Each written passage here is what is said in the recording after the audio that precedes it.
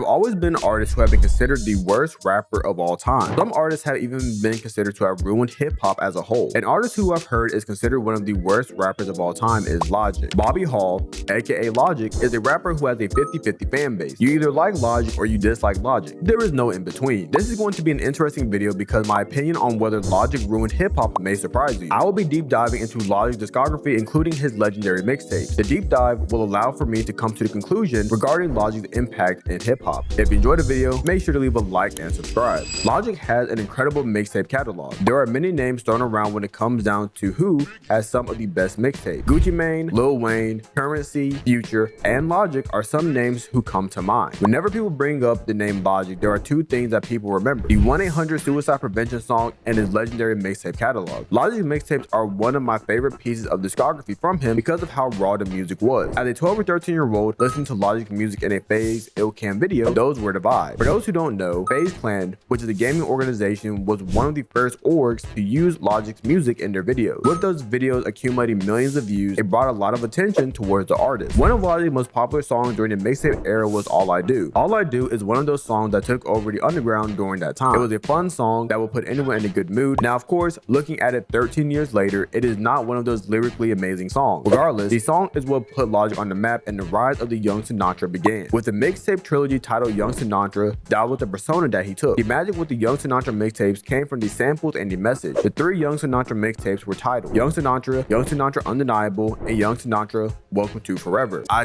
figured I would give you some songs from mixtape Logic that I would think you would enjoy. From the first Young Sinatra mixtape, we have All I Do, 30,000, Stewie Griffin, Live on Air, Growing Pains 2. From the Young Sinatra Undeniable mixtape, that whole mixtape is fire. But if you only get like 4 songs you want to listen to Inception, Set the Tone, Numbers, What You Want, A Girl, Dear God, I Made It. These mixtapes showed Logic's love for hip-hop and the peers before him. The first song on the Young Sinatra Undeniable mixtape is Inception. Inception was a short message to the viewers about how they were going to make it. Make it in the sense that whatever their dreams are, they will achieve them. 13-year-old Bugs needed to hear that message, and I feel that is what made Logic so popular back then. There are so many songs on those 3 projects that allowed his rise to fame. During his time, Logic's rise to fame started to grow rapidly amongst those at the time. I don't want to call Logic a YouTube rapper because he had notoriety in the hip-hop game. During this time, Logic had a very positive review because of how niche he was at the time, but that soon would change in the future.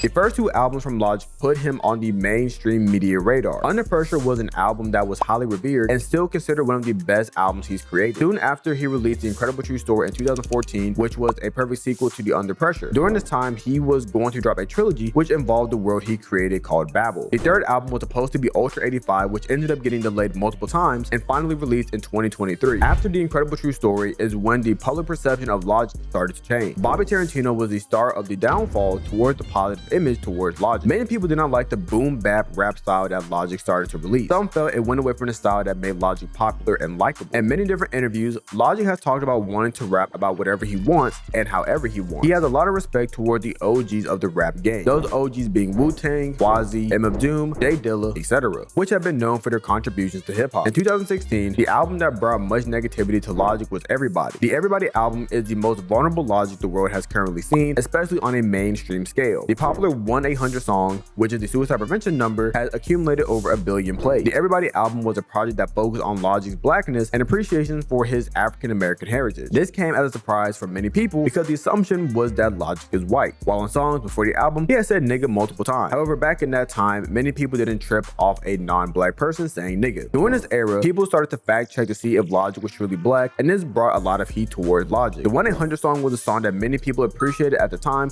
because it brought awareness towards suicide struggles. Some people felt that Logic making a song regarding how he wanted to kill himself at times was bad and was a way for him to benefit off people with suicidal issues. This can be looked at from both perspectives and there is no right or wrong answer. However, I'm going to go with the idea that Logic made the song to bring awareness. After the Everybody album, this is when we got the Fuck the Industry Logic. With the release of Young Sinatra 4, Bobby Tarantino 2, Supermarket, and Confessions of a Dangerous Man, people were starting to turn their backs on Logic. I appreciated the Young Sinatra 4 and think it is not as bad as people made it scene. I just think that it was released during a time when Logic was not put in the greatest of light. During this time, people kept getting teased regarding Ultra 85, and there were multiple leaks regarding the album. The album was made and scrapped at least 2 times before the final version was ready in 2014. Now, I will not talk about Bobby Tarantino 2, Supermarket, or Confessions of a Dangerous Man because it was not my favorite projects, but if you enjoyed it, that is excellent. 2020 was the final album that Logic released with Def Jam, and it was the conclusion to the Young Sinatra series. This was supposed to be Logic's retirement from rap because he hated it and where it started heading towards. During this time, Joe Budden had came out and said that Logic was the worst thing to happen to hip-hop. Same thing with Fantino, who had given Logic's Confessions of a Dangerous Man album a horrible score, which Logic addressed on an album post-retirement. Jumping to the reasons people hated Logic was because he had apparently birthed a genre of white men rapping fast. People started attributing the white men who rapped fast were ruining hip-hop, and people blamed it on Logic. Ideally, white men who rapped fast equaled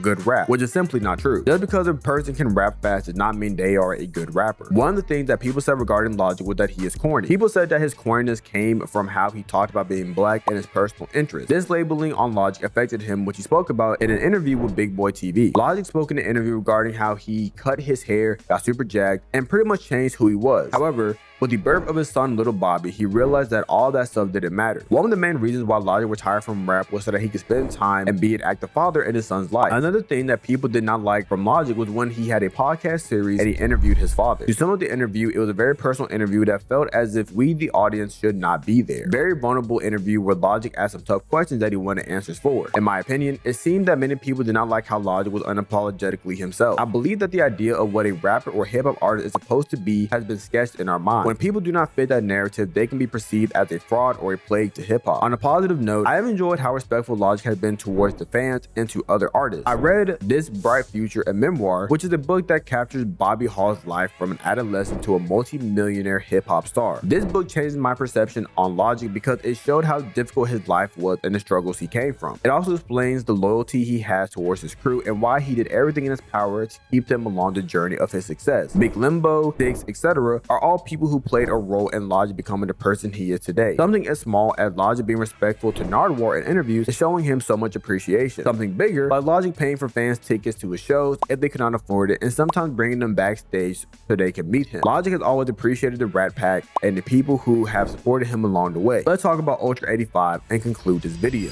Ultra 85 is the most anticipated album from Logic, and when it was released, I was beyond excited. Now, I can't lie. The album did leak about a month early, and I did end up listening to it. Paul Rodriguez is one of the craziest intros to an album I've heard in my life, and the rest of the album did not disappoint. The album was extra special to me after reading the Ultra 85 book, which concluded the story that was created back in 2013. I do believe that if Ultra 85 was released on Def Jam or had proper marketing, it would have been incredible. Even creators I watched didn't hear the album, and once they listened to a few songs, they concluded it was not bad. Mind you, these are creators who are not Logic fans. Ultra 85 is one of the best albums Logic had released, and it's because you can tell he had fun with the album. Pure rap, crazy production from Six, and the conclusion of the trilogy. Logic's creativity is one of my favorite things about him. One of the aspects that I feel does not get talked about enough. The ability to create your own story because you feel like you don't fit in the current world and then build a compelling story surrounding it. Cinema. Yes, it may sound like I'm glazing right now, but I do appreciate a good creative. If you have not listened to Ultra 85, I recommend you listen to it. Ultra 85 did well stat-wise for not being released on a record label. This album paid homage to those who helped Logic along the way, including FaZe Clan, his crew, and the rattpack. The reason Ultra 85 is a special project to me is because I can imagine the music and the story that Logic created. Some artists make music just for the sales, while some make music for the creative process. To conclude, I really enjoyed Ultra 85, and I hope that if you haven't listened to it, give it a shot. Do I think Logic ruined hip-hop? No, I do not, because he is one of the people who truly appreciates the art form. Every artist has good and bad albums, but it's about how they come back from the bad one. I believe the media outlets and podcasters have done a lot of damage to Logic's reputation. From the decade plus of listening to Logic, I can say that he truly loves hip-hop, even though people do not give him the credit he deserves. For a young kid from Maryland to becoming a successful hip-hop artist, there is a lot that comes with it. I can only assume that Logic just wanted to make music he felt was good and fun, but people took that joy away from him. I hope that he continues to make music independently and do it his way. Let me know in the comment section, do you think Logic ruined hip-hop? If so, how did he ruin it, and do you think anyone truly ruined hip-hop? Make sure to subscribe if you enjoyed the video, join the Discord if you want to support me more, become a YouTube member or Patreon subscriber. See you later, Bass Cowboy.